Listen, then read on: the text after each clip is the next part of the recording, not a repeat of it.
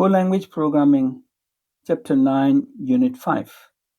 In this unit, we will cover logarithmic complexity, big O of log n.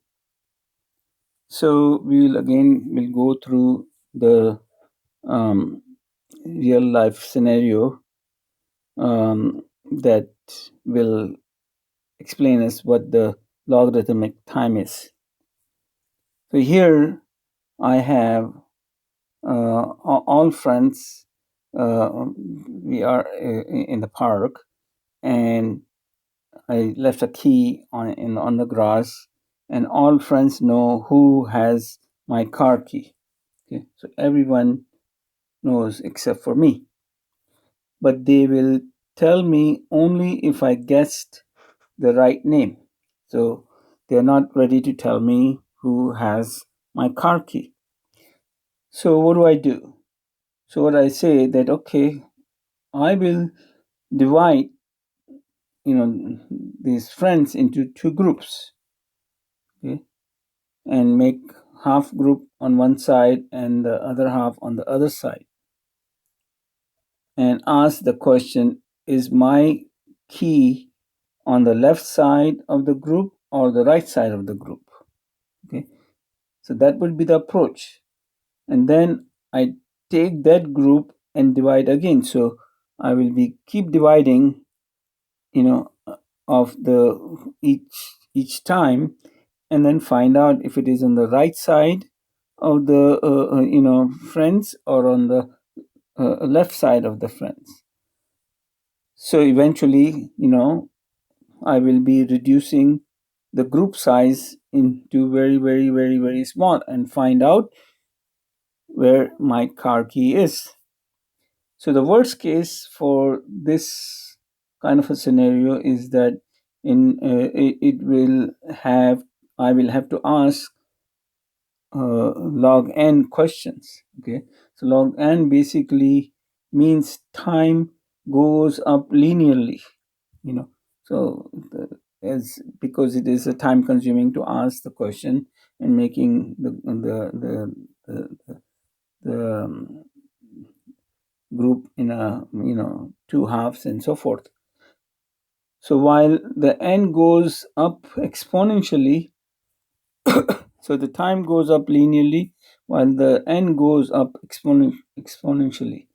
So it is so if it takes 1 second to compute 10 elements, it will take 2 seconds to compute 100 elements. Okay, and 3 seconds to compute 1,000 elements, and so on. So basically, that's why the time is going to go up. So it is big O of n log. Okay, that's why it is considered as a big O of n log. So when we do divide and conquer type of algorithm such as binary search, binary search is very important search technique to search elements into array. So binary search basically reduces to half at each time at each step as array is divided. So in this case, the group of friends will be divided into small groups every time, in equal parts. So following are the rules. There are rules for the binary search. Okay, so the rule is that that the array must be sorted. So that's the first rule. You find the mid index of an array. So you need to find the middle of the array.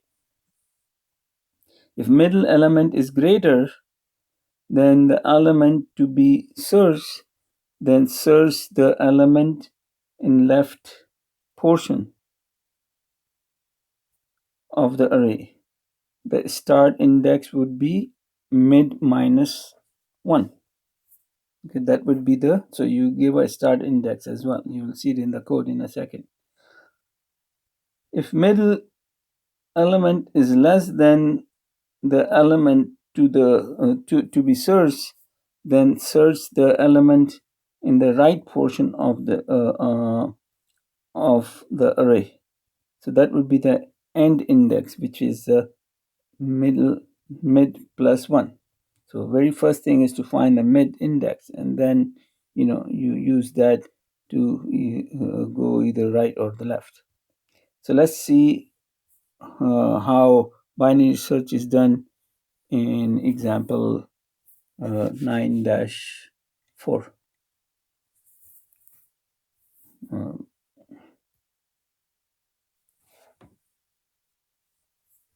so 9-4 is about logarithmic time. So since we want to be able to compile the code, we have the package main and then use the print function. So we import fmt package, and then in the main we create a slice of strings, and then we have a function called search key. We pass the slice to the function and pass the friend that we are looking for. You know, so basically, this is a friend that would have the keys. Okay, so I start. The very first thing is to have declare the mid variable mid. Okay, so we can find the middle of the array or slice, and then we have a start, which will start with the initialize with the 0, and then get the length of the slice -1. So we get the length of the slice, and then find the end of the slice. So end of the slice would be the length of the slice -1. So start. So we have a one for loop here. So starting at line number 17. So start is less than or equals to end. Okay, so if it is true, then it is going to come at line number 18 and find the mid of the array, because we already calculated the start and end and divided by 2, because we want to find the middle of an array. At line number 19, we say if name, which is the one that we passed, is in the middle. Okay, if it is equals to middle, then that means we found it. So that was not that difficult. We found it, and then we basically break out. Else, if the name is greater than the whatever the element is in the middle of the array, then we mark that, and we say start with that will be the start. So middle plus 1 will go on to the start.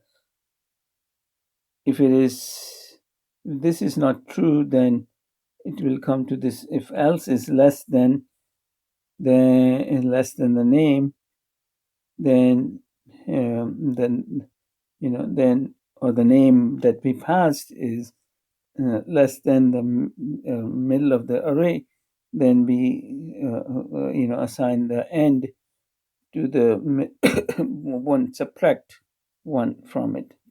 So we are moving on the other side of the array. Okay, so we keep doing this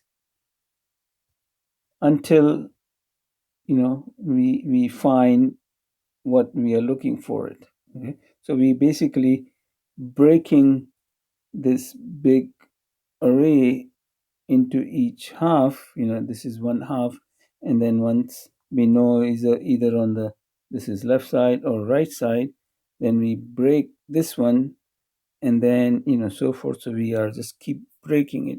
That's what the binary search is all about. And if we go through the whole thing and did not find the name, then we'll come to right here. That means start is greater than n. Then we will just say, okay, this person is not in the list. Okay. So explanation here: given an input of size n, the number of steps it takes to accomplish the task is decreased by roughly 50%. Because of this making the array into half portion each time, we are just basically increasing our chance by 50% to find that name. So big O of n algorithms are very efficient because increasing amount of data has little effect at some point early on, because the amount of data is half on each run through. So if it is even the um, size of the data is really huge, and if you are using a binary search, very soon it will become the data will become very small because of making each portion smaller and smaller to search. So binary search is perfect example of dividing one big group into two small two half each time. So that would be a very good example of binary search. So if you're searching for something in a very huge group, just keep dividing that group into a smaller groups, you know and then you will be able to locate what you are finding very fast. Okay, so that basically concludes unit 5, chapter 9.